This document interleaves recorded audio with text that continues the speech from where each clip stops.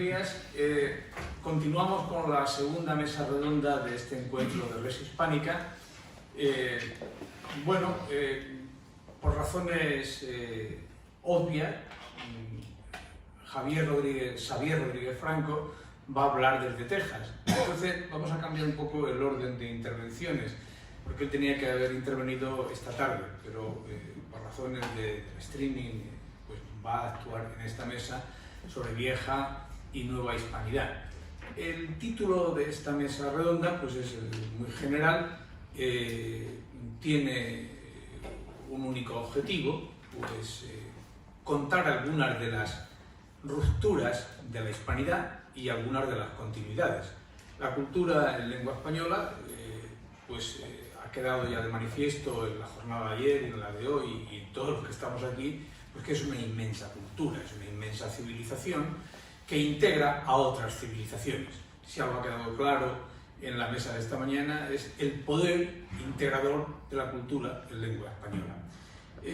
Yo voy a contar solo una anécdota para introducir esta mesa redonda y darle la palabra a Xavier Rodríguez Franco desde Texas.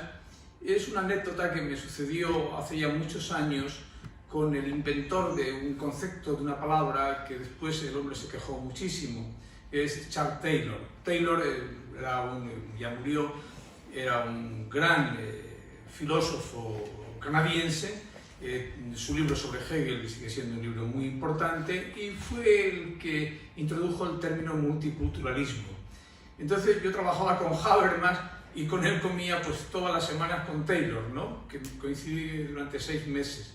Y le tuve que decir alguna vez, pero eso del multiculturalismo, usted míreme, fíjese quién soy yo, soy judío, moro, cristiano, yo vengo de España. Ya me había sucedido algo parecido con Habermas, porque también él insistía mucho en el término multiculturalismo. Claro, el hombre tuvo que reconocerme, pues mire usted, yo inventé esto para que los canadienses, o sea, la parte francófona y la sajona, pues pudiéramos convivir, pero en realidad esto lo están tomando como que si todas las culturas pues fueran iguales. Y todas las culturas no solamente no son iguales, sino que cada cultura trata de integrar a otra cultura. Claro, en el caso de la cultura hispana pues lo tenemos muy fácil, somos culturas de integración. Entonces el propio Taylor me reconoció y en un libro, que Jorge lo recoge eso muy bien, en el libro Razón en Vena, me parece que el término multiculturalismo no tiene ni pies ni cabeza, es inviable. El término cultura sí que tiene mucha importancia y la cultura hispánica tiene muchísima más importancia. En este sentido únicamente yo le citaba a Taylor, le cité en una ocasión, mire, si usted quiere reflexionar sobre el concepto de cultura, lea a Alfonso Reyes. Podría haberle dicho lea a Vasconcelos, podría haberle dicho lea a Ortega, lea a Menéndez Pelayo, pero era igual. Alfonso Reyes es seguramente, junto con algunos venezolanos, incluido Mariano Picón Salas, pues los grandes autores que han pensado qué sentido tiene la cultura, el término cultura y la cultura hispana. Entonces yo creo que este es una de las grandes cualidades que tiene la cultura en lengua española. La capacidad de integrar otras culturas, de universalizar otras culturas. Si la cultura desaparece, ese elemento de universalización, desaparece la cultura, porque entonces las culturas pues quedan reducidas pues como si fueran piedras, ¿no? Entonces no. Decía María Zambrano que la calidad de una cultura depende de la calidad de sus dioses. Y ateos, agnósticos, etcétera, pero el dios cristiano no tiene que ver nada. El dios de la cultura hispana no tiene que ver nada con los dioses que puedan tener culturas primitivas. Digo esto para decir qué es vieja y nueva hispanidad. Bueno, yo creo que sí tenemos la obligación, todos los que nos dedicamos a escribir, pues pensar no solamente la continuidad de nuestra cultura, sino pensar también la ruptura, las discontinuidades, que son muy importantes. En la introducción de esta mesa pues me decía Emilio Acosta, oye, es que entender por esto, pues lo que te dé la gana. Entonces le he citado unos cuantos autores porque él es de origen venezolano y ya los he vuelto a citar aquí, o hispano-venezolano. Canario, criado en Venezuela. Criado en Venezuela. Bueno, La idea es que se expresen con absoluta libertad los miembros de esta mesa, que yo pasaré después a presentar, sobre qué entienden ellos hoy. Hombre, nos interesa, la historia no es el conocimiento del pasado, la historia es una afirmación ontológica de cada uno de nosotros que tratamos de vincular el pasado, el presente y el futuro. Entonces la idea en una mesa redonda es que cada uno de los que intervengamos, yo ya me callo porque he hablado demasiado, pues es que nos cuenten pues, cómo ven ellos esa conexión entre pasado, presente y futuro, que eso es la genuina historia, ¿no? Y dicho esto, le paso la palabra al compañero Xavier Rodríguez Franco, que tiene un nombre muy catalán, y también él nos puede, Xavier, ¿no? Y además él nos puede contar que se presente a sí mismo desde una tierra de amigos, porque Texas, ¿no? Texas significa amigos, ¿no? Entonces, querido Xavier, desde San Lorenzo del Escorial, una cultura como es la hispánica, donde el centro, que en estos momentos eres tú y nosotros somos la periferia, que esta es la gran cualidad de la cultura en lengua española. El centro está en la periferia y la periferia está en el centro. Se puede estar uno en Rosario y ser el centro de la cultura hispana. Se puede estar uno en Texas y ser el centro de la cultura hispana. Nosotros ahora mismo somos la periferia. Querido Javier, tienes la palabra. Adelante.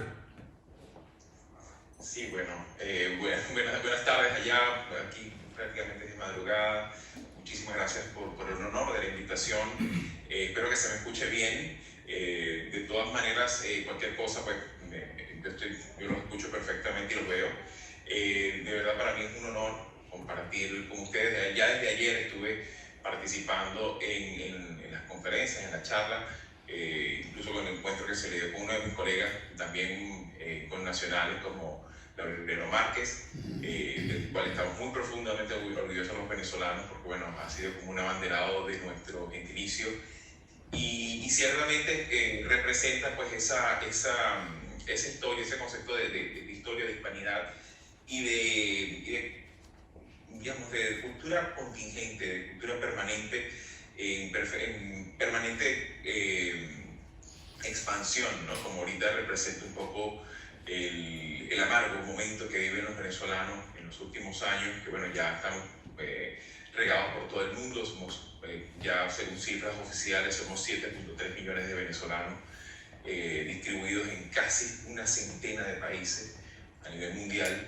Y ciertamente, pues, nosotros en carnes propias estamos viviendo lo que en su momento pudo haberse vivido en aquellos años del siglo XVI, siglo XVII, de expansión, de diálogo contingente con civilizaciones preexistentes precolombinas, y ciertamente con una clara intención de futuro de construir e integrar cosas nuevas, ¿no? Y creo que eso es un poco el tono de lo que yo quisiera hoy compartir. En mi rol, yo soy politólogo venezolano, bueno, hispano-venezolano, voy a enseñar, mi familia es de origen catalán, pero mi papá, mi familia paterna, es de origen guayú, tiene un origen aborigen Venezuela, que es la zona del Catatumbo que comparte con Colombia, La Guajira, y bueno, ciertamente pues representa de alguna forma mi familia un poco el testimonio de ese espíritu de integración, de contingencia histórica, y ciertamente pues de esa hispanidad como sentido de familiaridad, como lo comentaba en un video muy corto que hice para colaborar con Red Hispánica en su construcción de su página, y sobre todo de este canal, de esta iniciativa que tiene en redes sociales, principalmente en YouTube, ¿no? Así que bueno, yo encantado de estar con ustedes. Básicamente me gustaría, por otra parte, antes de entrar como en materia, me gustaría simplemente hacer una palabra, digamos, de reflexión. Hace pocos días pues, se ha suscitado en Ciudad Juárez una situación realmente dantesca, lamentable, con un grupo de migrantes que perdieron la vida. Se habla de 39, algunas otras cifras oficiales hablan de 40 muertos, fallecidos por un incendio en uno de los refugios.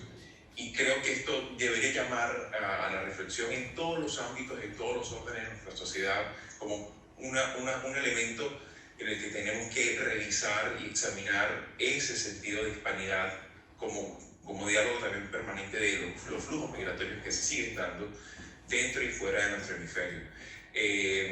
La situación realmente es, incluso ha pasado ya varios días, y de alguna manera pues, nos preocupa muchísimo que no se siga dando este tipo de incidentes, porque no es el primero que ocurre con saldos mortales, sino que de alguna manera pues, la ciudadanía sigue estando en total desintonía, en total desamparo de políticas públicas. No tan solo, esto no es un problema exclusivo de un solo país, sino un problema que nos convoca a todos, Estado, ciudadanía, organizaciones no gubernamentales y sobre todo a los gobiernos de la región. En este sentido, pues, yo creo que este tipo de situaciones también, además del dolor que provocan para tantas familias, pues debería generar un sentido crítico y propositivo de cara al futuro, de qué es lo que sigue siendo para nosotros la hispanidad, y ese entendido sobre todo como ese diálogo contingente de integración cultural que debe seguir y que debemos de alguna manera preservar en la medida de lo posible, ¿no? Entendemos que digamos, la migración como proceso también inevitable de la vida de sociedad, ciertamente no es sencillo de manejar, tiene muchísimas variables, muchísimos aspectos que están a la luz pública y otros que no tanto.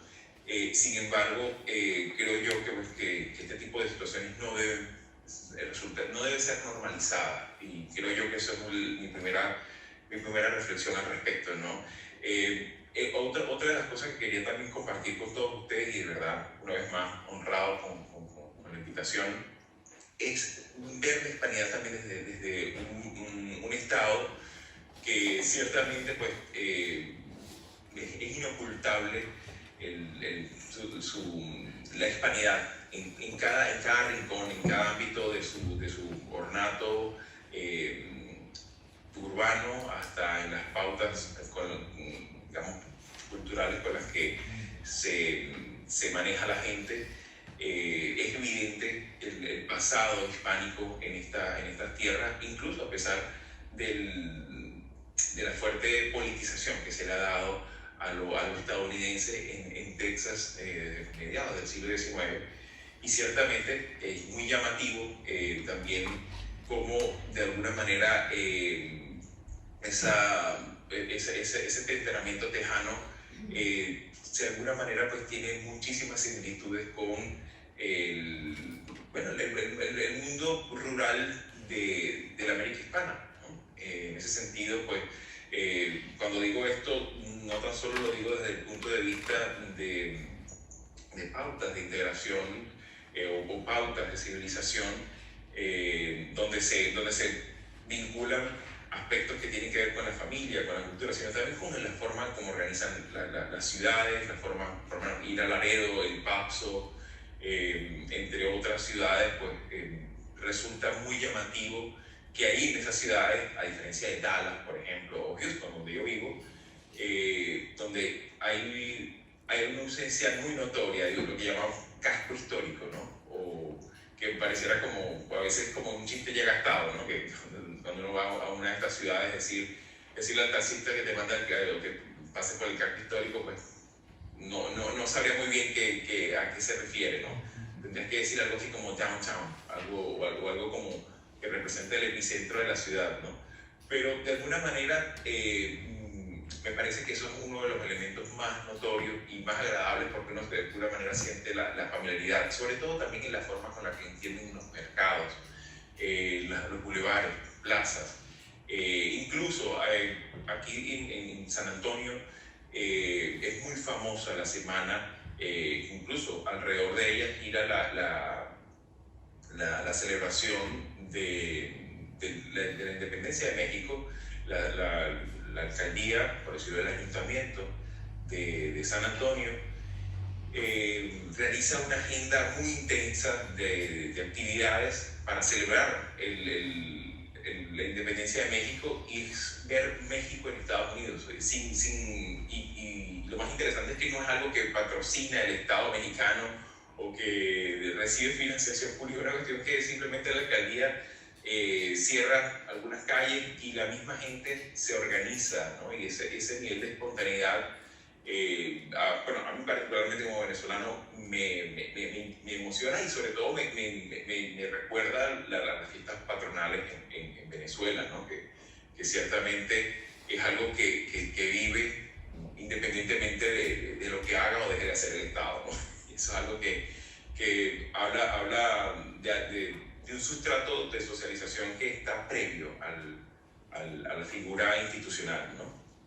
En ese sentido, pues, ciertamente para mí son rasgos muy distintivos y de lo que uno de alguna manera pues trata y procura de destacar. Y eso es una de las cosas que yo también, por lo menos en mi caso, para los que no me conocen, pues yo, además de politólogo, actualmente conduzco un podcast que se llama Mirada Semanal, en el cual semana a semana hacemos una revisión de las noticias políticas, económicas y sociales de la región, y de alguna forma pues lo que buscamos es precisamente explicar, ¿no?, lo que ocurre tanto en español como en inglés, y en ese diálogo es habitual, ¿no?, conseguir muchas veces esa necesidad de entendernos, ¿no?, de entender qué es lo que está ocurriendo, qué es lo que produce este fenómeno migratorio, qué es lo que produce estas crisis de la gobernabilidad democrática que, bueno, lamentablemente hemos visto que se han expandido en buena parte de los países de la región. Hace pocas semanas pues, se han publicado varios índices y lamentablemente Latinoamérica, si bien es un ámbito, digamos, de una subregión en la que hay muchos problemas no resueltos de hace muchos años, ciertamente también es un espacio donde la propia democracia en sus formas pues, sigue sobreviviendo, sigue resistiendo en muchos ámbitos, ¿no? Y sobre todo también me resulta muy llamativo, por ejemplo, me gustaría traer digamos, a la conversación lo recientemente ocurrido, lamentablemente ocurrido en Nicaragua, con la expulsión de varios disidentes políticos, bueno, directamente el gobierno de Daniel Ortega decide retirarle la nacionalidad, un castigo pues, no tan solo inmerecido, sino realmente que nos habla de una inmensa crueldad,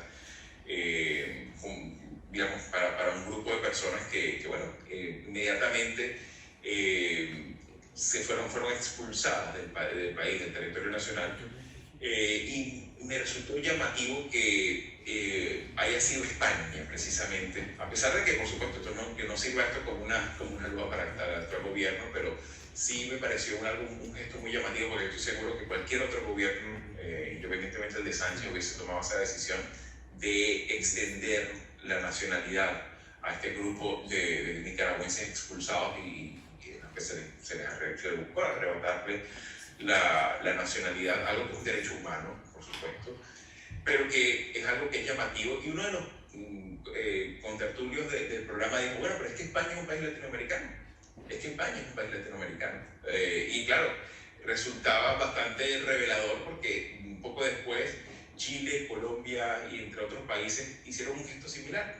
De modo que esto es un gesto, digamos, algo que es llamativo y que nos habla de lo que somos realmente, ¿no? de lo que ocurre cuando el vecino enfrenta una tragedia, cuando un caminante de paso llega a nuestro pueblo, a nuestra ciudad y nos cuenta su historia de vida.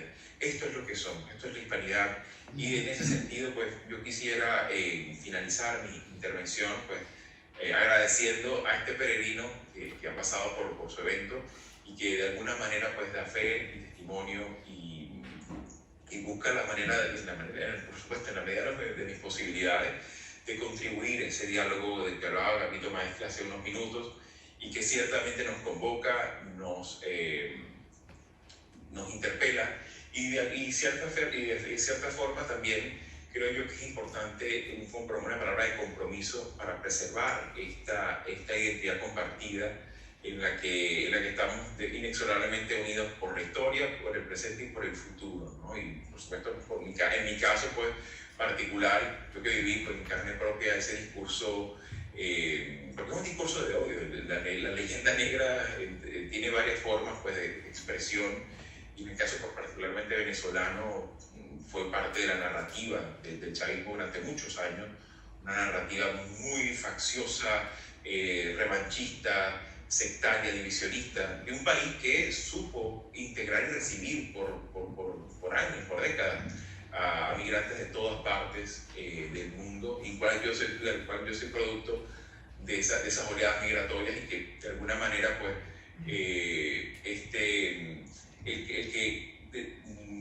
testimonios como por ejemplo el que ha planteado recientemente Laureano Márquez, por ejemplo, habla de ese gentilicio compartido que tenemos todos los que tuvimos la fortuna de nacer en este extremo del mundo, el extremo de Occidente, como también llamaban América Latina, y ser parte pues, de este vientre cultural que es la hispanidad. Así que bueno, yo lo dejo hasta aquí. Muchísimas gracias por la oportunidad y bueno, encantado de compartir con vosotros sus impresiones e inquietudes.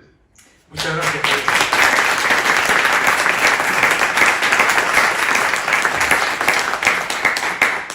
Muchas gracias, Javier, y hasta pronto. Bueno, muchas gracias a ustedes por la invitación. Hasta luego, gracias. En el orden de intervenciones paso a presentar, tal y como está en el programa, a Rubén Franco González. El otro era Xavier Rodríguez Franco. Rubén Franco González, también nos hemos visto por primera vez en este encuentro.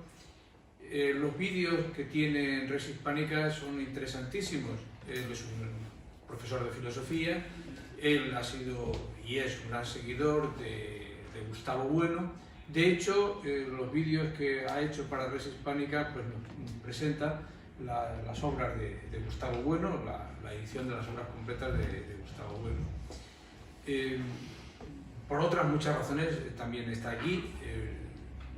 Casi yo lo conozco desde que saqué el libro de Garci, y sin yo conocerlo hizo un comentario extraordinario de muchos folios. Entonces te cedo la palabra a Rubén y adelante.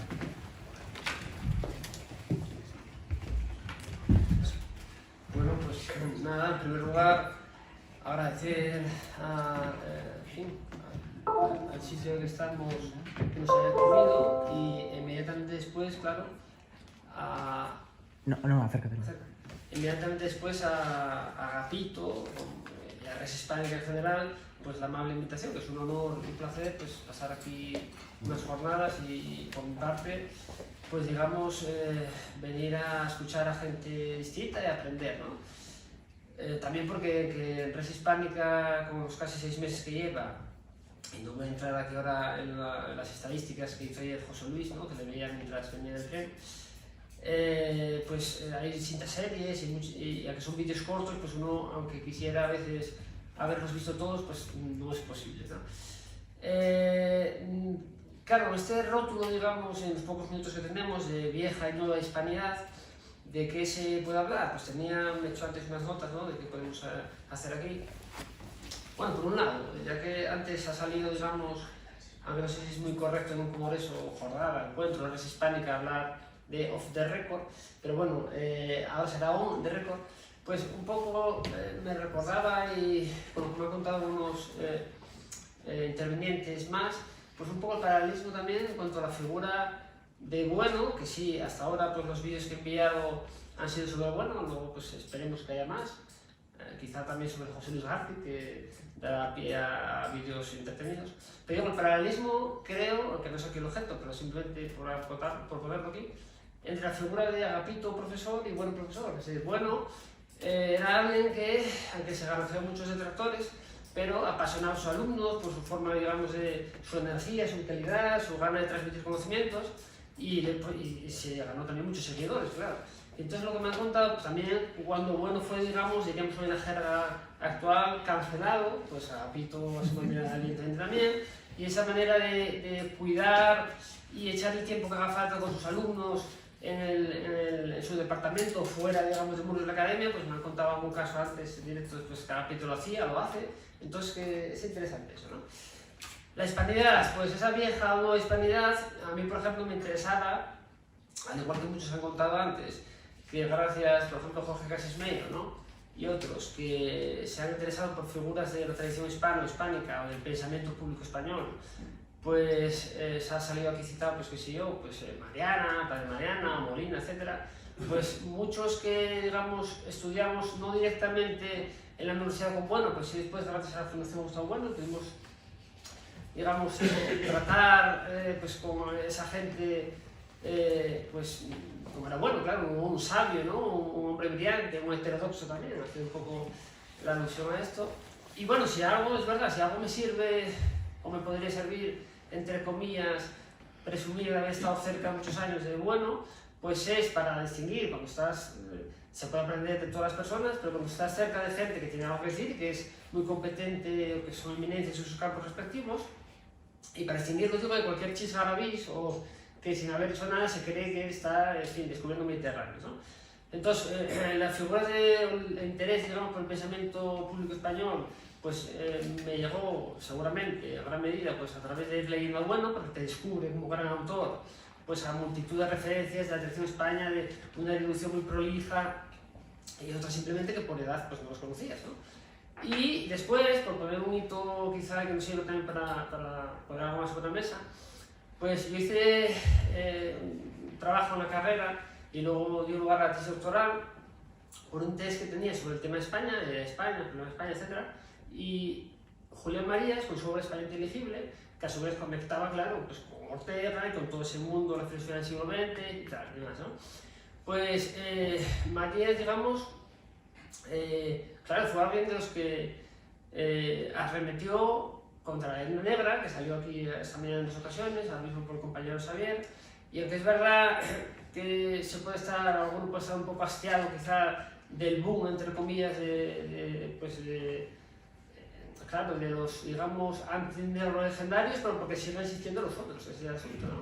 Entonces ha citado pues, el documental y luego el libro de López Linares, y seguramente las dos grandes figuras que son a nivel mediático y a nivel popular, digamos, Roca María y Marcelo Gullo, pero donde hay pues, otro montón de autores, ¿no? Por ejemplo, dentro de lo que sería la Escuela de Oviedo, cada cual, pues, en fin, pues, con discusiones, claro está, pues Iván Vélez publicó en 2014, cuando se cumplía el centenario de la obra de Juderías, en formato libro, pues, sobre la Edna Negra, el encuentro, o por ejemplo Pedro Insúa, que acaba de sacar otro libro ahora recientemente, donde pues, habrá que ver pues, si rectifica en algunos lugares o no, pues la obra fundacional, la gran obra para el tema de España y la hispanidad de Gustavo Bueno, que es España frente a Europa, ¿no? Del año 99.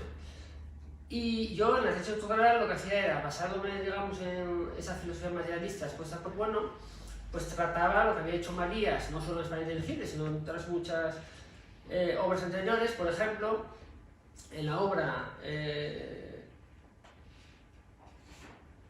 de su mujer, que sí, como un documento importante, ¿no? La su mujer Lolita, Dolores Franco, y hacíamos publicidad, Petón hizo un vídeo para las hispánicas sobre ello, pues que lo que a Marías le llevó, lo ocupó, entre otras muchísimos temas, claro, como gran autor que fue, pues el tema de España y de la lucha contra pues, los que querían o tenían una visión negativa de la historia de España, lo cifraban en un partido político concreto, etc., ¿no? Pues digo, el tema de la hispanidad y cómo podemos hoy seguir siendo hispanos, qué significa esto culturalmente, así dicho rápidamente, pues significa muchos proyectos como los que aquí se reúnen de distintas tendencias, pero que desde el punto de vista de esas pestañas, como decía José Luis, o series, o secciones, como se quería llamar, ¿no? O rúbricas, de cine hispánico, literatura hispánica, poesía hispánica, teatro hispánico, danza hispánica, propuso alguien por ahí ayer, etc., ¿no? Pues se podrían y se deben hacer, ¿no? Por no enrollarme mucho más, por ejemplo, yo he tenido trato en los últimos años, como así hacemos también un poco de publicidad, con otro grupo que es de Chile, fundamentalmente, también en México, que es René David Navarro Alviña, pues tienen un programa que es algo similar a lo que se podría hacer, y seguramente todos los que estamos aquí. El programa suyo es Matices, no todo es blanco y negro, es decir, frente al sectarismo, que también ha salido antes, ¿no? El maniqueísmo absurdo pues, y simplista y grosero, pues quieren pues, dar cobertura pues, a distintas personas y temas que les interesa pues, la hispanidad y figuras varias, ¿no? ¿Qué más? Bueno, por ejemplo, ya que he citado también a Japito, a José Luis García, muchas veces se resalta que el Oscar que se va a cumplir, que a José Luis García le dieron valga eso lo que valga, pero en fin, o sobre todo a día de hoy, pero que le dieron el 11 de abril del 83, pues ahora el 11 de abril de 2023, que además va a haber un acto en el edificio Telefónica en Foncarral, pues siempre se destaca, no ya que sea el primer Oscar en película extranjera para España, sino en lengua española, digamos, como un hito, ¿no? Pues como serían otras disciplinas, otros deportes, pues siempre el pionero, ¿no? En que es aquí, bueno, tratar. Por ejemplo, dentro de lo que sea, o como materiales para que tenga interés, ¿no? En el mundo de autores hispanos y eso, poco conocidos, etcétera, aunque muchos de ustedes sí lo conocerán, pues está el proyecto de filosofía en español que pues nos sirve para acercarnos a autores desconocidos o que podría parecer de quinta fila, pero que seguramente no lo sean, ¿no? No lo sean tanto. O por ejemplo, la figura de Feijóo, de Benito Jerónimo Feijóo, que todavía ayer pues, en fin, le encargaba a mis alumnos de bachillerato pues, que no le sonaba la mayoría, claro. Pues que ojeasen un poco el teatro crítico, que está libre, gratis, pues que vean pues, que trató de todo, ya en el siglo XVIII, y que es otra, además de la razón kantiana dura y abstrusa, de la razón orteguiana circunstancial, la razón vital o la razón vena, pues Feijóo también, pues en su teatro crítico es otro tipo de racionalidad, ¿no? Pues hispana, ¿no? O española directamente, ¿no? Y nada, pues para no reírnos mucho más, pues yo creo que, claro, la cuestión es qué tipo de unidad, identidad podría tener hoy día la hispanidad.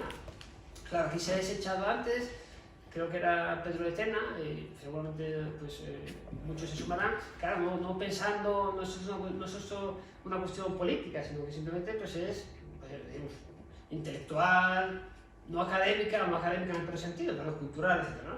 Pero ¿qué tipo de unidad e identidad ha tenido históricamente, pero hasta estar presente?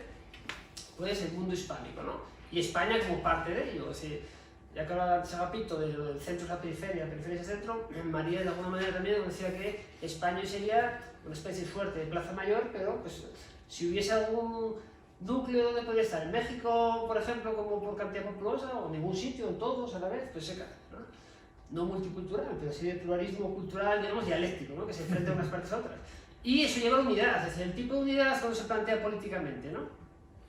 Pues claro, ahí volvemos a lo de antes, la leyenda negras, donde cada país con su peculiaridad, pues Venezuela, Cuba, etcétera, Chile que ha salido, Argentina y demás, pues donde cada parte de la hispanidad, cada trozo o estroma de la hispanidad tiene sus dificultades, pues es muy difícil a veces, o que sea esa metaestructura, sería eso, la cultural, y un proyecto a largo recorrido, quizás no tan corto como 10 años, que algún amigo sugería por la mañana, pero bueno, es una labor que aunque sea Sánchez Ortosa, ¿no? Para hacer un poco barrido casi, que decía que la labor docente o el proyecto como se ha ido limando en los últimos 40 años, pues que quizá, siendo muy pesimista o realista, no sé, que está perdido, pero que la labor hay que darla, ¿no? La labor quijotes hay que darla. Entonces nada, que instituciones culturales como esta, diríamos, o intelectuales, pues son necesarias y hay que colaborar en ellos. Y porque claro, eso, esa unidad se da y luego la identidad, que por terminar ya, ¿no? Aquí tenemos una cruz, pues a muchos les provoca urticaria, entonces tú has dicho antes, efectivamente se puede ser pues ateo, agnóstico, etc., pero ¿cómo integramos realmente, cómo asumimos la historia del catolicismo o la catolicidad? Es decir, esa unidad que pueda tener hoy de algún modo, ¿no? Aunque sea precario, la hispanidad, pues va inexorablemente unida, necesariamente unida al modo geométrico spinosiano, por ejemplo, ¿no? O platónico. A la catolicidad, pues no tiene por qué, pero dialécticamente hay que ver quiénes son los adversarios que van cercando, tanto desde el punto de vista, dicho así rápidamente, anglo, etcétera, a la hispanidad. Entonces, desde un punto de vista materialista, en el sentido de realista, de moverse en esa biocenosis, no solo europea, sino mundial, pues hay que ver con qué alianzas tienes y con quién te articulas, ¿no? Y nada, por poner un último ejemplo, de hispanidad en el mundo, pues lo ilustra muy bien pues, el Real Madrid, ¿no? Que mejor manera que eso, ¿no? Nada, muchas gracias.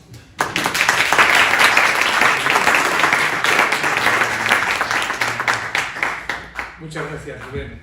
Paso a presentar a Emilio Acosta, que es divulgador histórico hispano-venezolano, según me ha puesto él, director de la página Historia Venezuela Provincial y también youtuber Venezuela Provincial. es administrador tributario y diplomado en Historia de España e Hispanoamérica. Bueno, quizá tendrías que estar también en la mesa de esta tarde que dirige Inés Montano, pero de momento te vamos a aprovechar para que digas algo aquí.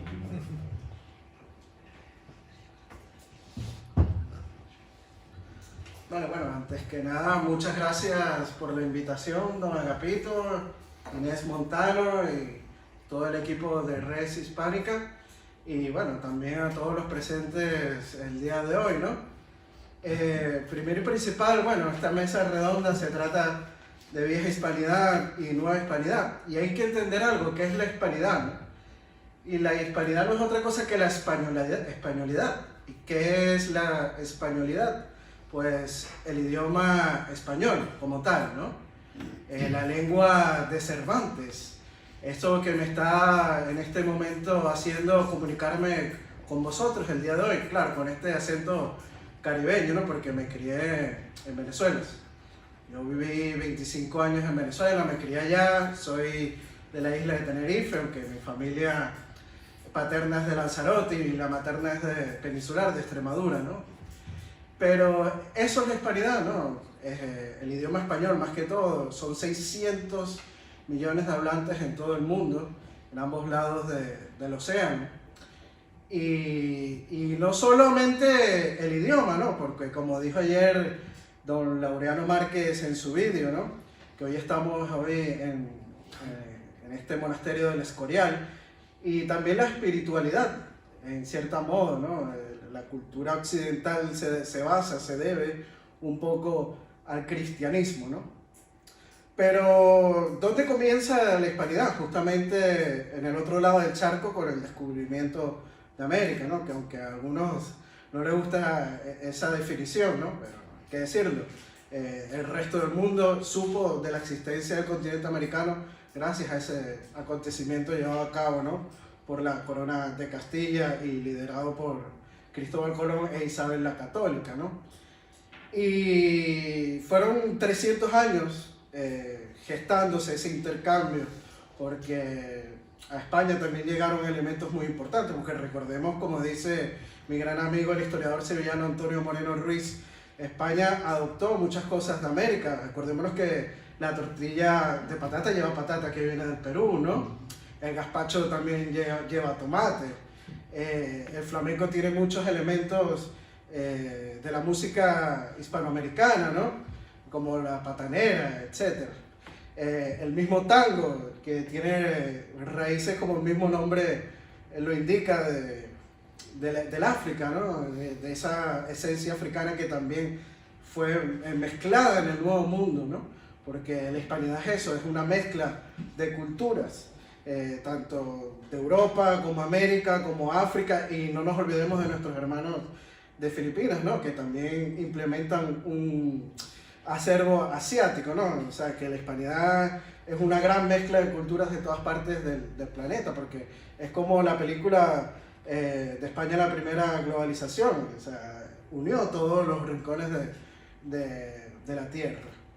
Y bueno, durante esos 300 años se fue gestando, ¿no? Hasta que llegó en el siglo XIX esas rupturas políticas, por más no culturales, con las guerras de secesiones. Y después de eso, bueno, hubo un vacío político, se alimentó mucho ese movimiento de la leyenda negra. Lamentablemente, hoy en día sobrevive esa leyenda negra en algunos puntos de nuestros países, inclusive en la propia España mucha gente se cree la leyenda negra, ¿no? Lamentablemente. Pero algo muy importante es que España, a finales del siglo XIX, recordémonos que en 1898 pues, se da la guerra hispano-estadounidense, y España lamentablemente pues, pierde Cuba, Filipinas y Puerto Rico, y unos años después surge un movimiento hispanista que busca como tratar de reunir y de volver a unir a todos los hispanos del globo, ¿no? Vemos como en Argentina el presidente Hipólito Yrigoyen en 1916 declara el Día de la Raza, ¿no? El Día de la Hispanidad, para tratar de buscar, de unir, ¿no? Esos españoles de ambos lados del Atlántico, ¿no? Y también empieza a surgir las primeras obras en defensa de la leyenda negra española, como Julián Juderías con su libro en contra de la leyenda negra antiespañola, ¿no? Y eso se va gestando. Vemos también intercambios culturales importantes durante el siglo XX, ¿no? Con esa literatura hispanoamericana que dio grandes autores como pueden ser Gabriel García Márquez, Arturo Uslar Pietri, también Mario Vargas Llosa, ¿no? Eso fue un movimiento que trajo un aire nuevo a todo el movimiento cultural hispanoamericano y que fue muy aceptado e inclusive admirado fuera de la hispanidad, ¿no? Porque recordémonos que en otras partes del globo voltearon, ¿no?, hacia el mundo hispano y sobre todo hispanoamericano con este movimiento del realismo mágico, ¿no?, viendo que existían cosas muy interesantes en esta parte del mundo. Pero bueno, ya a finales del siglo XX pues empezamos a ver otra vez un movimiento antihispánico con esto del socialismo del siglo XXI, sobre todo en países como en Venezuela, lamentablemente. Y yo me acuerdo cuando yo vivía en Venezuela, yo teniendo 18 años más o menos, me acordaba que había muchos sitios que estaban erigidos en honor a personas como Cristóbal Colón, ¿no? Y me acuerdo cuando Chávez mandó a unos asaltantes, prácticamente unos delincuentes, a sus círculos bolivarianos a tumbar la estatua de Cristóbal Colón en Caracas, y eso a mí me dejó muy marcado, ¿no? Porque Cristóbal Colón es quien inició toda esta expansión de la hispanidad, ¿no? Y empezó toda esta mezcla cultural en ambos mundos. Y todo eso se fue, digamos, desarrollando poco a poco y fue infiltrándose cada vez más, lamentablemente, en un sector de la población. Me acuerdo yo en la ciudad donde vivía, en el oriente de Venezuela, en Puerto La Cruz, había un Paseo Colón que tenía una estatua de los años 50 que fue erigida por el gobierno de Marcos Pérez Jiménez, que en los años 50 Marcos Pérez Jiménez alentó más bien la hispanidad, ¿no?, erigiendo estatuas a Cristóbal Colón.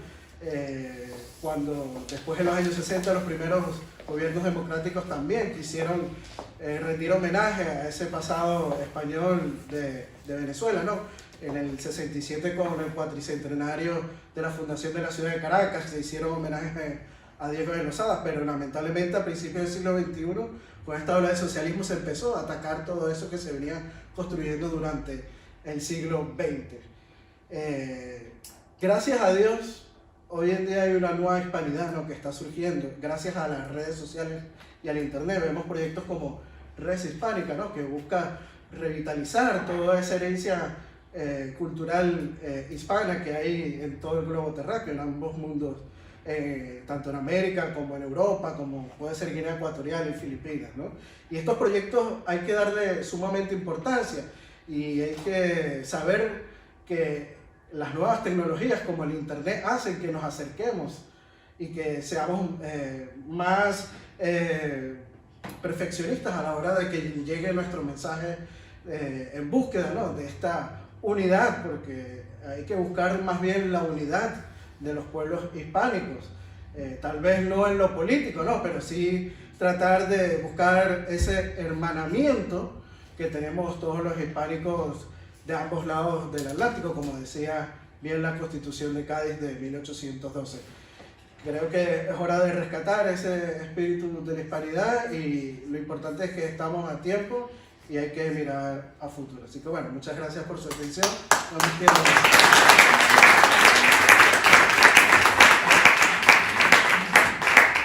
Muchísimas gracias, Emilio. Y ahora le cedo la palabra a Fernando Muñoz, filósofo, un gran antropólogo, y que imagino que hará alguna crítica a lo que se ha dicho en esta mesa. Adelante, Fernando. Bueno, somos dos. Bueno, lo más fácil, primero es un honor compartir mesa con todas estas personas tan ilustres y estar en un auditorio tan, como hemos podido ver en la mesa anterior, que a mí me ha dejado deslumbrado. Pero voy rápidamente a hablarlo porque tengo menos de 10 minutos y es lo más fácil, 10 minutos para tratar de la hispanidad, pues lo más fácil es que tenga un ataque de ansiedad. La hispanidad a mí me parece una idea muy compleja y que habría que analizar con detalle. ¿No? Yo voy a soltar tesis campanudas y luego Agapito ya se encargará de desmenuzarlas. Yo creo que la hispanidad es una forma de cristiandad. Hay varias cristiandades, una cristiandad oriental, ortodoxa, una cristiandad europea y una cristiandad occidental. Y la hispanidad es la prolongación de la cristiandad occidental. Tesis 1. Tesis 1. Eso nos sorprenderá cuando estamos hablando en un monasterio y bajo un crucifijo. Pero llama la atención, ¿eh? Es una forma de cristiandad. El problema es que definimos lo oscuro por lo más oscuro, porque ¿qué es la cristiandad? ¿Qué es una cristiandad? Hay muchas. ¿Y en qué consiste la cristiandad? Bueno, pues yo creo que la cristiandad es una forma, es un movimiento espiritual. Me estoy acordando del título, esta mañana se hablaba del estoicismo y hay una obra magna sobre el estoicismo que se llama así, el estoicismo, un movimiento espiritual, Max Politz.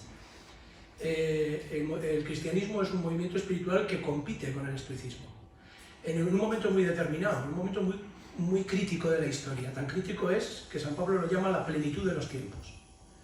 En la plenitud de los tiempos, el estoicismo y el cristianismo compiten por constituirse en la doctrina a través de la cual Roma se convierte en un imperio universal.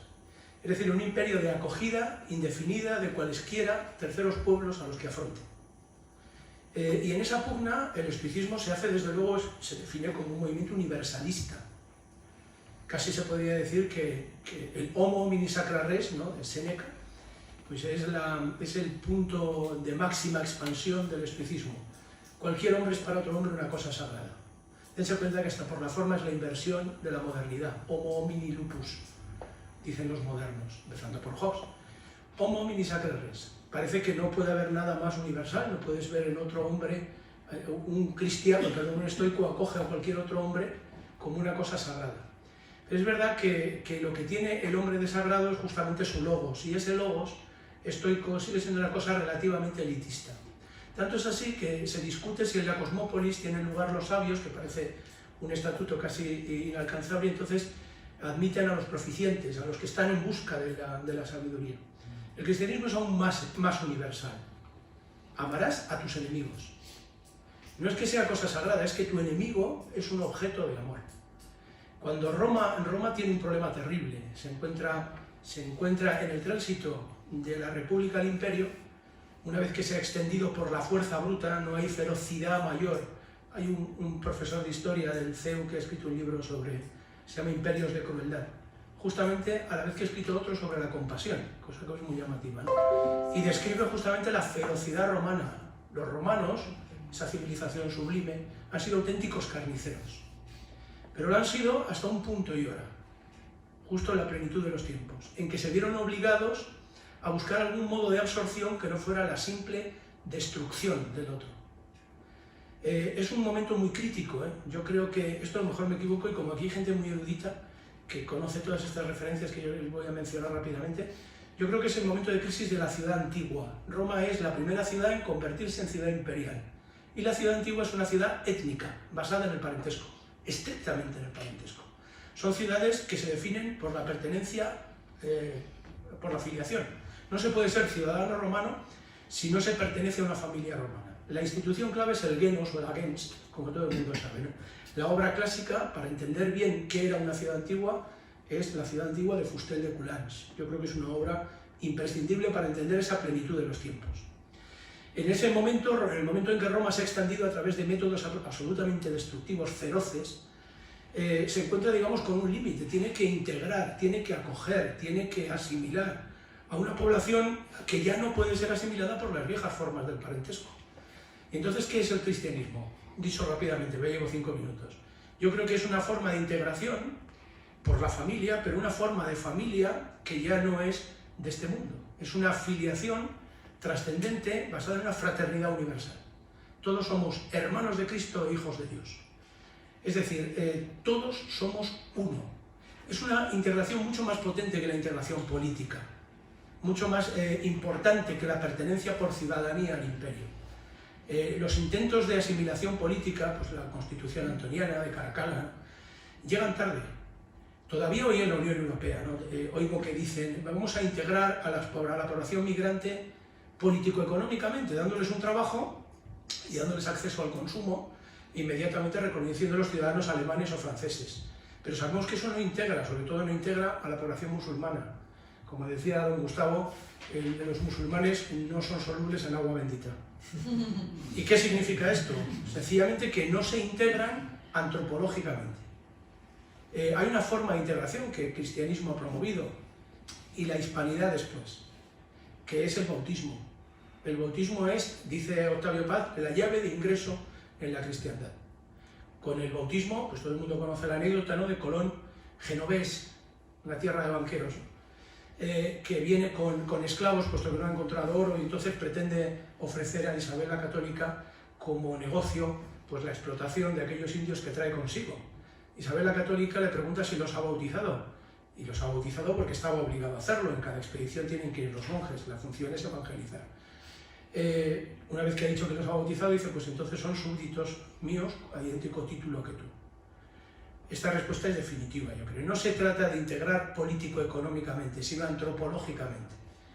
Todos habrán visto esa película muy vieja de Spencer Tracy y Katharine Hepburn, ¿no? Adivina quién viene a cenar esta noche. La progresía en general es muy integradora, hasta que tu hija dice que se va a casar con un musulmán. Quien viene a cenar en aquella película es un hombre negro. Y entonces hay cierta fricción entre este universalismo abstracto que acoge en abstracto. Hay que acoger en concreto. ¿Y por qué es inmiscible en agua bendita un musulmán? Pues porque no acepta, digamos, el mínimo antropológico del convivium y del connubium. Ni comemos lo mismo, ni formamos las mismas estructuras de parentesco. La gran objeción contra el Islam es que son polígamos. 4 mujeres. Esto puede parecer... ¿qué es lo que no respeta el Imperio Español en América? No respeta ni la antropofagia ni el incesto. Todo lo demás sí. El Nahual tiene un diccionario, una gramática en un diccionario casi un siglo antes de que exista una gramática inglesa. El Nahual es perfectamente bienvenido, perfectamente acogido. Por tanto, yo creo que más allá de la lengua, y con esto acabo, yo creo que el hispanismo es quizá, o la hispanidad es la forma a la defensiva de la cristiandad occidental en el momento en que el Imperio Español, que había sido la plataforma que había soportado la expansión de la cristiandad fuera de Europa, entra en crisis. Entra en crisis porque encuentra un límite de expansión ante una potencia que no tiene esos reparos antropológicos.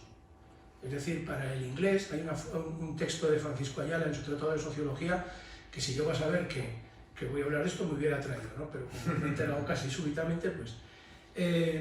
yo creo que, dicho esto, ¿no?, rápidamente, y termino, entre los anglosajones empieza a haber, estaba leyendo ahora, yo no me dedico a la historia, estaba leyendo a un periodista que escribe muy bien, en el sentido de muy claro, que estos americanos que tienen un estilo divulgativo tan fácil de leer, ¿no? Se llama Johann Hari, es un bestseller internacional. Y este librito se llama Conexiones perdidas, causas reales y soluciones inesperadas para la depresión. La depresión es una epidemia, eso sí que es una pandemia, y no la que se han inventado, ¿no? Conexiones perdidas. Bueno, pues yo creo que lo que la cristiandad ofrece, y por tanto la hispanidad también, aunque sea de una manera ya negativa o de resistencia o defensiva, es una vida antropológica comunitaria hiperconectada. Es decir, es la vida en común. La vida en común, tal como la ha pensado el cristianismo católico en 2 milenios de historia, que yo creo que es la vida buena, es la mejor forma de vida posible. Han ensayado a través de distintas herejías que han sido reformadas y rectificadas por la ortodoxia cualquier organización de la vida antropológica. Uno puede no ser creyente y pensar que no hay ningún tipo de iluminación divina, pero lo que no puede negar es que históricamente el catolicismo ha practicado cualquier salida antropológica y ha encontrado sus límites, de manera que ha ido definiendo una vida buena. Una vida buena, a mi juicio, y naturalmente un juicio militante, es una vida cristiana, y creo que eso es una vida hispana.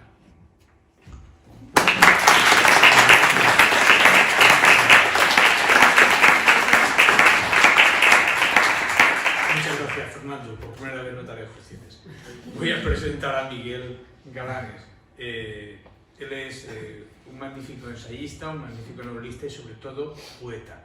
Siempre a Miguel lo conozco de hace 1000 años, ¿no? Cuando yo era delegado de curso, ¿no?, en la facultad. O sea, y siempre lo he conocido como poeta. sea, Miguel Galanes es un poeta.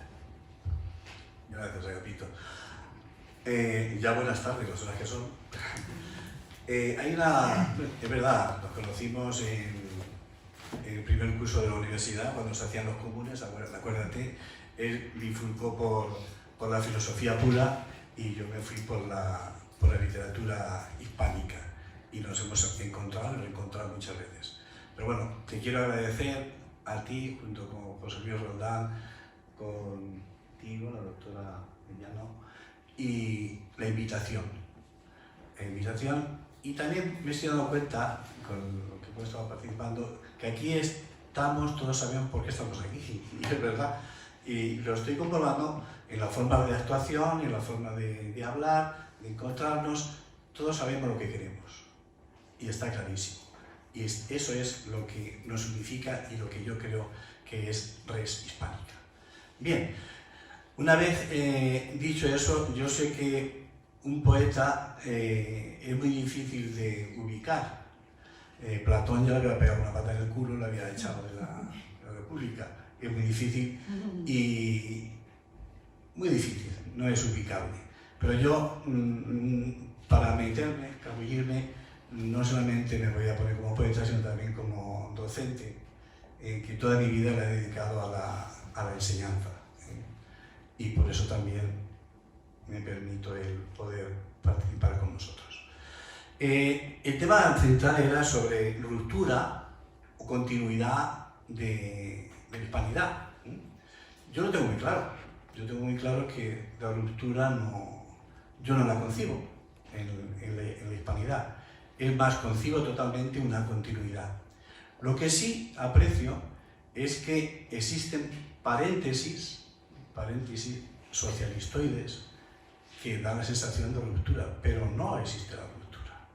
Y de hecho, la ruptura en el caso, me voy a tener lo mío, de la poesía hispana, pues nos remontamos desde la poesía gauchesca, que mejor la retoma es, por no salirme de América, la Argentina, Borges, no digamos de Sor Juana Inés de la Cruz, no digamos de Octavio Paz, no digamos de Pablo Neruda. O sea, todo eso es continuidad, continuidad y continuidad. Y eso me lleva a lo siguiente, me retrotraigo un poco, y recordarlo porque todos lo sabemos, aquellas discusiones y aquellas polémicas entre europeización de España o españolización de Europa. Pues yo no digo eso, yo digo hispanización del mundo. O sea que esa continuidad la proyecto en ese sentido.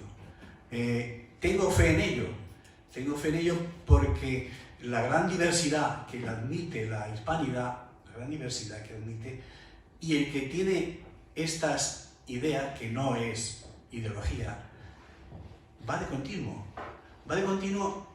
y esos paréntesis que de eso se alimentan, socialistoides, que digo, van a existir siempre, unas veces con más intensidad, otras veces con menos, y eso es lo que él aludía, y muy bien aludido, a que tenemos que conocer al enemigo. ¿Por qué no conocer al enemigo? Si ellos nos toman también como enemigos, pues por supuesto que sí. Ahora, ¿machacarlos? No. Intentar subsumirlos. Algunos es imposible subsumirlos, ya lo sabemos, también lo ha dicho él. El Islam es imposible, pero bueno, no vamos a dejar de intentarlo. El cristianismo no ha dejado de intentarlo, y el concepto de hispanidad tampoco ha dejado de intentarlo. Esto es muy a grosso modo, de una manera, integrar lo que yo he estado aquí oyendo, lo que oigo en los pasillos y lo que percibo en ese sentido común que está aquí, y que no solamente está aquí, sino que empiezas a rascar en las personas y lo encuentras. Eso por una parte. Luego, después, ya que he aludido a Agapito, a mi obra poética, efectivamente, yo siempre me he manifestado como poeta. Tengo publicadas 5 trilogías, que los títulos son La vida errante, de búsqueda, que también se ha aludido aquí, La vida errante, La vida inútil, La vida de nadie, La vida ante todo, y la última trilogía es La vida a contratiempo. Estamos viviendo a contratiempo, pero estamos viviendo, y ese vivir a contratiempo nos da fuerza, y que lo vuelvo a repetir, para combatir al enemigo, para plantear nuestros postulados académicos, universitarios, de bachiller y de todo lo que se ponga, y esa es nuestra labor, esa es nuestra continuidad. No me gusta el tono que estoy tomando, de dar así cosas que hay que hacer, no, cada uno lo sabéis, y ya lo sabéis. Bien, pues esas 5 trilogías nacen, lo primero que publiqué fue en Inconexiones, precisamente, el primer libro de la primera trilogía, en el 79, no voy a enumerar los otros, pero en el 1982 me aventuré a publicar un ensayo en Cultura Hispánica, Instituto de Cultura Hispánica, que me costó mil llantos por las consecuencias, y mil llantos por las consecuencias que tuve en la Biblioteca Nacional, porque me dijeron que la impartiera allí, que se llamaba Ética y Estética de la Joven Poesía Española, 1982. ¿Qué era eso? Precisamente era lo que ayer escuchamos, también era venezolana ella, Laura, me parece que se llamaba ayer, la más joven de todo lo que estamos aquí. La importancia que esa fuerza nos van a dar las raíces. Nuestro antepasados, ese conocimiento, esa búsqueda que tú, que sigues indagando, que sigues buscando, que te ancla, que te lleva, esas calas que vas buscando, eso es, porque vas buscando tus orígenes. Ese es el fundamento principal de la hispanidad. Bien, me costó mucho, aparte de no entenderme, en la Biblioteca Nacional, pues me dejaron solo como un poeta, sí, efectivamente, me dejaron solo como un poeta. Pero bueno, luego después, curiosamente, se ha producido todo lo que dije yo entonces, se publicaron, y precisamente el tema iba en este sentido. Se llama Últimas tendencias de la joven poesía española, 2 puntos que no lo he dicho, el culturalismo y el sensismo. No tengo nada contra el culturalismo, en absoluto, fue la generación anterior nuestra, pero había una dispersión indefinida por el afán de la cultura por la cultura, epatar por epatar, y sin embargo, entre nosotros, en el Café Gijón, junto con eso que estáis hablando, esas tertulias de García Nieto, de Vicente, iba a decir Vicente, de Gerardo Diego y demás, ahí surgió un movimiento que yo llamé el sensismo. ¿Qué es lo del sensismo? No lo digo como movimiento en sí, sino por lo que significaba. Por volver a lo que os he dicho anteriormente, al tema de las raíces. Ahí, ¿por qué no se podía utilizar en un poema? Esta tarde he estado tomando un café, un té, con una amiga.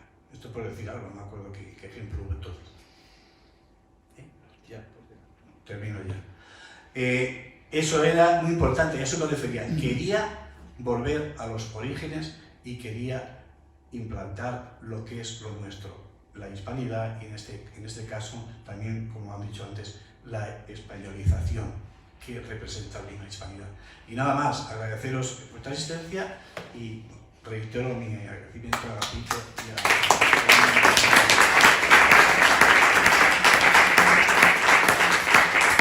Y lejos de mí interrumpir a Miguel, simplemente que tenemos que cumplir los tiempos por la comida, solamente por la comida. Ya lo sé, no pasa nada. Bueno, perdón, rodeados de hispanidad, pues los cuadros de Prior, pues fijaros, Goya, Velázquez, Zurbarán, Murillo, el Greco, y allí ojos negros, de ojos verdes son traidores.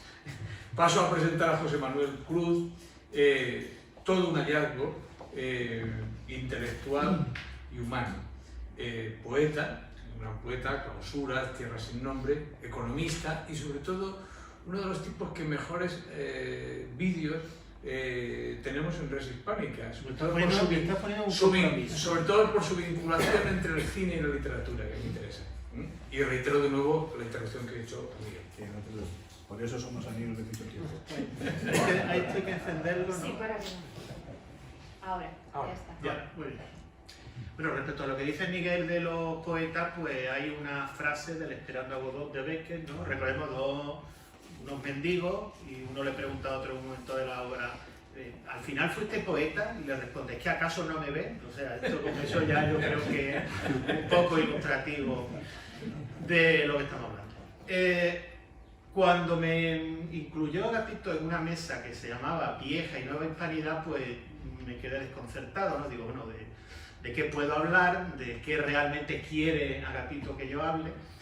Yo creo que mi planteamiento inicial es que los hechos son siempre lo mismo, es decir, la hispanidad es siempre la misma, pero nuestra percepción sobre la hispanidad varía. Y yo creo que hay un periodo de tiempo que va de 1992 a 2012, es un periodo de 20 años, y en donde esa percepción sobre la hispanidad experimenta un gran cambio. He elegido esta fecha no de forma aleatoria o caprichosa. El 92 es el quinto centenario del descubrimiento de América. Se prometen, en él hay grande esperanza de prosperidad, de mayor libertad, de mayor progreso.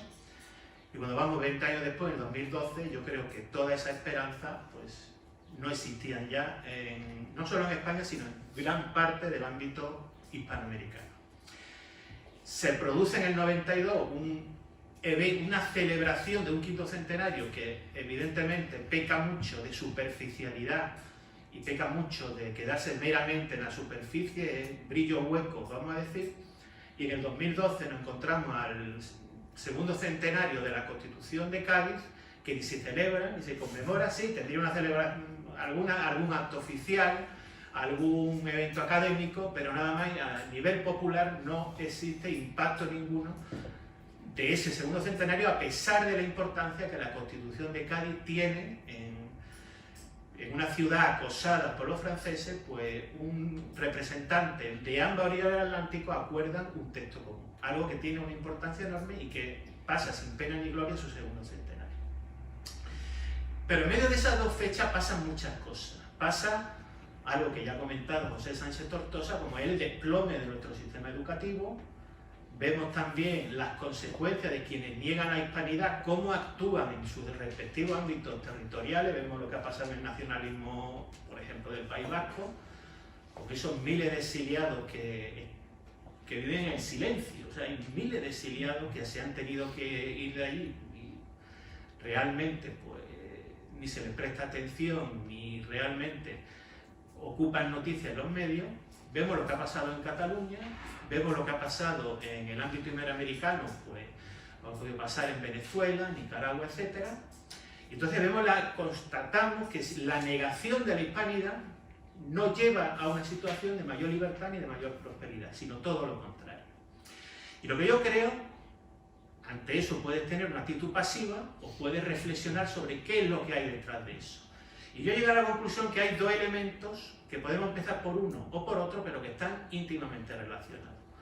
Uno es la banalización o vaciamiento de lo que es la cultura, y otro es lo que es un proyecto de perversión de lo que es la base de la democracia liberal. Podemos empezar por cualquiera de los dos. Voy a empezar por uno, porque es que creo que me resulta más fácil, que es el de la banalización de la cultura, porque lo que se ha producido es en nuestras sociedades un vaciamiento cultural absolutamente brutal. Llegamos al extremo, yo voy a citar anécdotas que no son anécdotas, son categorías, ¿no? Hay muchos directores, guionistas o actores que se sorprenden sistemáticamente que van a una escuela de cine y los alumnos no saben quién es Buñuel o quién es Berlanga. Es decir, algo ya de por sí. Estamos hablando de estudiantes de cine, no estamos hablando de la gente joven, estamos hablando de gente que se va a dedicar al cine y que no conoce a Buñuel o a Berlanga. El otro día aparece en el telediario una noticia en que un artista dice, es que el disco que ha estrenado entra dentro de esa categoría moderna que es pop urbano.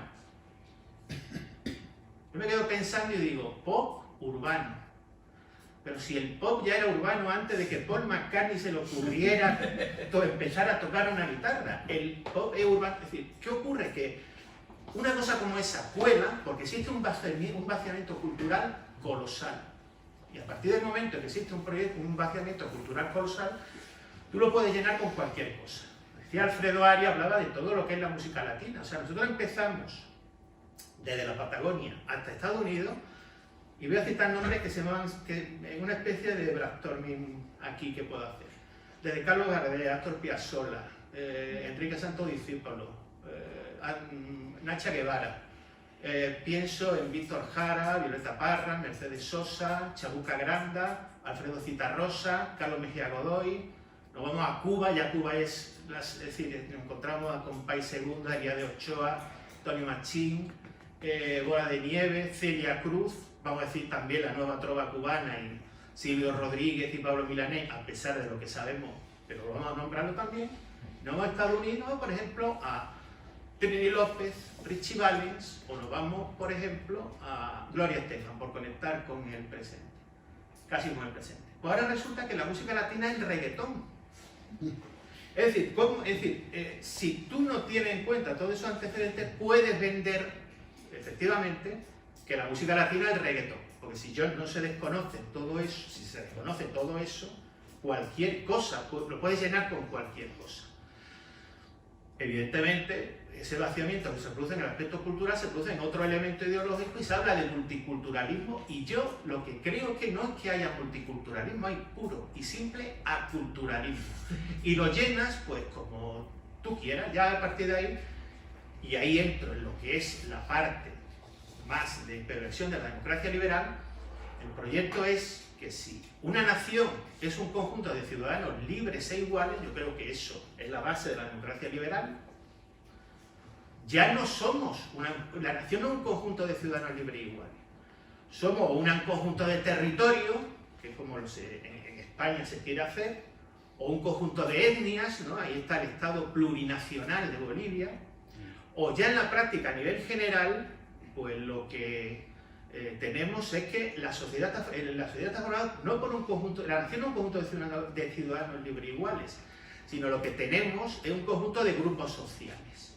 Esto lo explica muy bien, hay una película del hermano de Ridley Scott, el hermano que se suicidó, Tony Scott, del año 2005, que se llama Domino. Aparece esto es un programa de televisión norteamericana, de esto en que hay vigilantes para controlar que los invitados no se peguen entre sí, que no se peguen con el público, y el presentador a la vez azuza a los invitados para que se peguen entre sí y se peguen con el público. Pues aparece una mujer de raza negra, y aparece con un cuadro muy detallado y explica: yo es que soy latinegra, porque no sé cuál era la combinación, pero para que no entendamos, mi padre era latino, mi madre era negra, entonces yo soy latinegra. Levanta la mano una mujer del público y dice: bueno, pero es que mi padre era chino. Y dice: claro que tú eres chinegra, mira, aquí está. Una sociedad perfecta, compartimentada, en donde esto es como la canción de No me pises que llevo chancla, ¿no? ¿Y tú de quién eres? Tú ya no eres un ciudadano, tú a ver a qué grupo perteneces, y a partir de ahí, pues, evidentemente, ¿qué ocurre? Pues que somos fácilmente manejables por el poder. Es decir, ya no tenemos un lazo común.